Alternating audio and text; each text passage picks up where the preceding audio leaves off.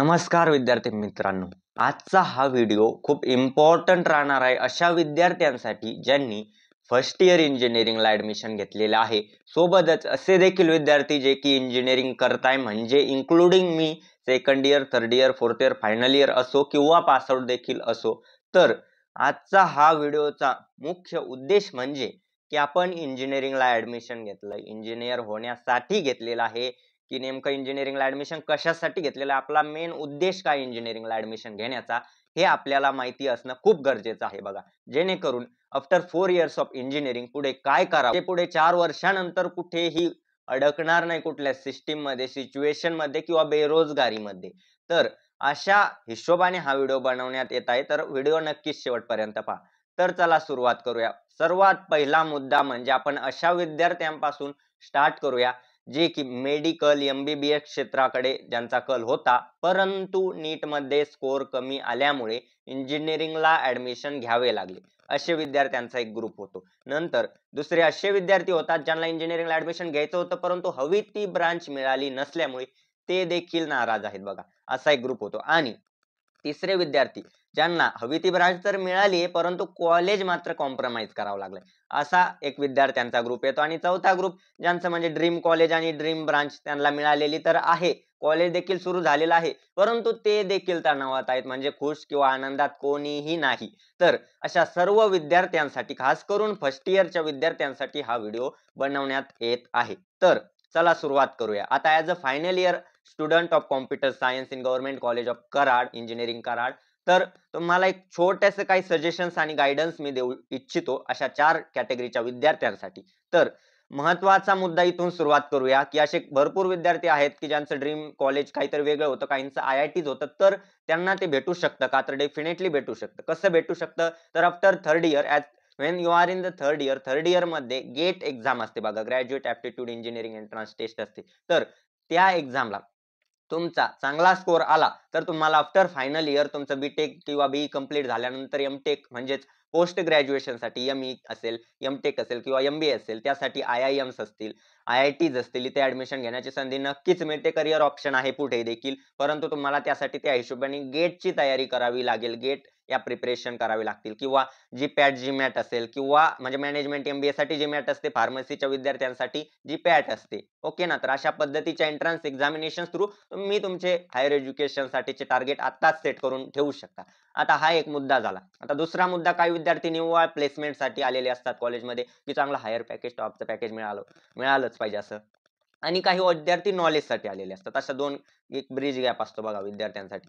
म्हणजे असे इन्स्टिट्यूट जिथे हायर पॅकेजेस मिळतात 15 लाख, 20 लाख, अशा टाइपचे विद्यार्थी, आणि असे इन्स्टिट्यूट जिथे 5 ते 6 लाखच एव्हरेजली पॅकेजेस मिळतात, जास्त मिळत नाही, परंतु ते गव्हर्नमेंट इन्स्टिट्यूट्स आहेत बघा. म्हणजे प्रायव्हेट कॉलेजमध्ये जास्त पॅकेज मिळतं, डेफिनेटली गव्हर्नमेंटमध्ये कमी मिळते, यात काही शंका नाही. परंतु मेन डिफरन्स कुठला? तर प्रायव्हेट कॉलेजचं कल्चर आणि गव्हर्नमेंट कॉलेजचं कल्चर. गव्हर्नमेंटची शिस्त आणि प्रायव्हेटची शिस्त, यात डिफरन्स नक्कीच पाहायला मिळतो. आणि ऑब्व्हियसली ऑफ कॅम्पस जेव्हा तुम्ही ट्राय करता, गव्हर्नमेंट इन्स्टिट्यूट आणि प्रायव्हेट इन्स्टिट्यूट मध्ये नक्कीच तुलना होते. म्हणजे गव्हर्नमेंट इन्स्टिट्यूटचा डेफिनेटली कट ऑफ प्रायव्हेट पेक्षा हाय असतो, यात काही शंका नाही.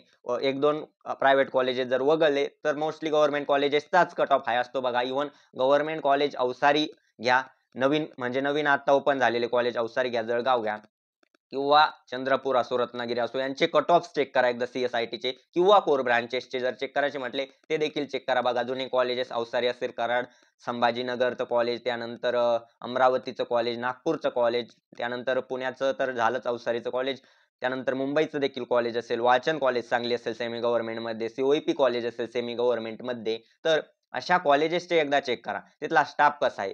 म्हणजे प्युअर गव्हर्नमेंट इंजिनिअरिंग कॉलेजचे स्टाफ, तिथले कल्चर, तिथला स्पोर्ट कल्चर, तिथला करिक्युलम, आणि म्हणजे सेमी गव्हर्नमेंट आणि प्रायव्हेट या तिन्हीमध्ये कंपॅरिझन असतं, छोटासा गॅप असतो फक्त. आता आपण जर पाहिलं, यात मेन डिफरन्स कसा येतो, की प्रायव्हेट कॉलेजेसमध्ये पॅकेज तर हाय असतं, परंतु बाकीच्या गोष्टी डेफिनेटली लो असतात. खास करून शिस्त जर म्हटलं आपण, जरी शिस्त असली प्रायव्हेट कॉलेजला, पण ऍज कम्पेअर टू गव्हर्नमेंट डिफरन्सच असतो. तिथले विद्यार्थी, कल्चर, विद्यार्थ्यांची मानसिकता, विद्यार्थ्यांची लेवल, विद्यार्थ्यांची mentality, compare to government college आणि private college, there is a huge difference. Okay, fine. कारण गव्हर्नमेंट कॉलेजमध्ये सीट्स लिमिटेड असतात, तेवढेच विद्यार्थी असतात. प्रायव्हेट कॉलेजमध्ये विद्यार्थी जास्त असतात. आता मध्ये आलं सेमी गव्हर्नमेंट कॉलेज, जिथे बोथ गव्हर्नमेंट ॲज वेल ॲज सेमी गव्हर्नमेंट म्हणजे विद्यार्थ्यांची एक्स्ट्रा सीट्स देखील असतात. आता जसं COEP युनिव्हर्सिटी झाली, तिथे एक्स्ट्रा सीट्स आहेत. म्हणजे other than non cap seats म्हणा किंवा मॅनेजमेंट सीट्स देखील म्हटलं तरी हरकत नाही बघा. अशा सीट्स आहेत. न्यू ब्रांचेस ॲड झालेल्या आहेत सेमी गव्हर्नमेंटमध्ये.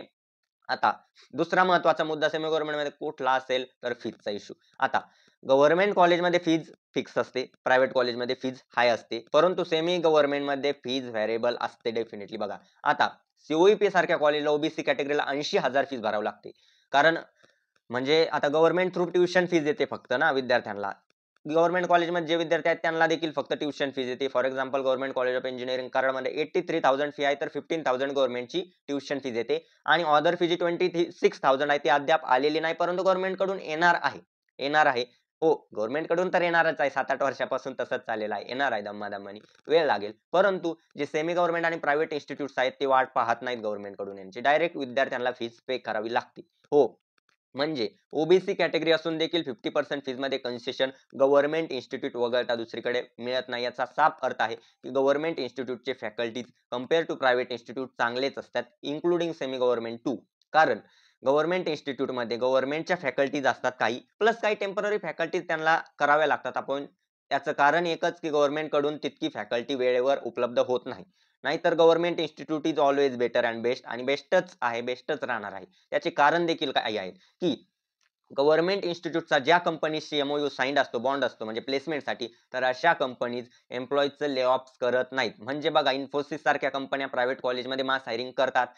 तर अशा कंपन्या कधीही ले ऑफ्स करू शकतात बघा. आता प्रत्येक पर्टिक्युलर कंपनीचं नाव घेत नाही मी किंवा तसा काही उद्देश देखील नाही. परंतु फॉर एक्झाम्पल आपण जे ले ऑफ्स हिस्ट्री 2024चं रिसेशन असेल, 23चं रिसेशन आहे, त्या अकॉर्डिंग तसे सिच्युएशन्स होतात. परंतु गव्हर्नमेंट इन्स्टिट्यूटमध्ये जर बघितलं तर ठराविक कंपनीचे MOU साइंड असल्यामुळे तिथल्या एम्प्लॉईजचं ले ऑफ्स होत नाही आणि इन्क्लुडिंग इव्हन रिसेशन असलं तरी देखील त्या विद्यार्थ्यांचे प्लेसमेंट 100% होतात गव्हर्नमेंट इन्स्टिट्यूटमध्ये. तर असा डिफरन्स असतो. त्यामुळे तुम्हाला कॉलेज कुठलंही भेटलं असेल तरी ते बेटरच आहे. परंतु कॉलेज कितीही टॉपचं असलं तरी शेवटी डिपेंड तुमच्या अभ्यासावर, स्किल्सवर मेन डिपेंड करतं. आता कंपनीची रिक्वायरमेंट मेन स्किल्स असते दॅन कॉलेज. कॉलेज तर ठीक आहे, एक गेटवे म्हणून ॲक्ट करू शकता. परंतु स्किल्सनेच तुम्ही टिकू शकता, हायर पॅकेजेस घेऊ शकता, कंपनीसाठी ऑफ कॅम्पस ट्राय करू शकता किंवा गेटसारख्या एंट्रन्स एक्झामिनेशन्स देखील देऊ शकता. तर अशा पद्धतीचा हा एक रोडमॅप आहे बघा इंजिनिअरिंगसाठीचा. आपण हळू सब्जेक्टचा स्टडी कसा करायचा, गेट प्रिपरेशन कशी करायची,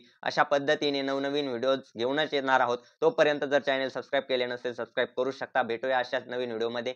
till then keep learning. Wish you all the best. Thank you.